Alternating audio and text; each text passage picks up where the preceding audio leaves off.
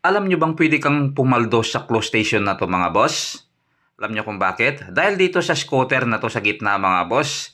Kasi dito sa close station na to mga boss, bukod dito kasi sa mga bonus price sa taas yan, kagaya yan mga boss, na pag natsambahan mo yung number ng labubo na yan, panalo ka na sa loob ng machine, makuha mo pa si labubo, di ba? Gaya rin yan sa ibang mga machine. Tapos, entitled ka pa dito sa scratch sa gitna mga boss. Ang rules dito ni Manong, yung may-ari, pag nakasampu ka mga boss, pag naglaro ka sa close station, pag nakasampu ka, kahit saang machine, kahit saan dyan mga boss, ayan, pag kunyari, naglaro ka dyan, nakaisa ka, naglaro ka doon, nakadalawa ka, basta makaipon ka ng 10 mga boss, tapos, may scratch ka na isa rito mga bossing.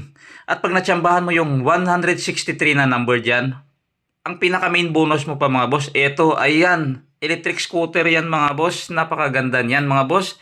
Panalo ka na sa machine, posible ka pang manalo sa bonus sa taas ng machine, at posible ka pang manalo ng pinaka main bonus mga boss. Napakagaling naman ng close station na to. Sana lahat ganito, sana all na lang. Kaya pag nakatagpo kayo ng close station na ganito mga boss, may pa extra bonus sa gitna, aba laruin nyo na.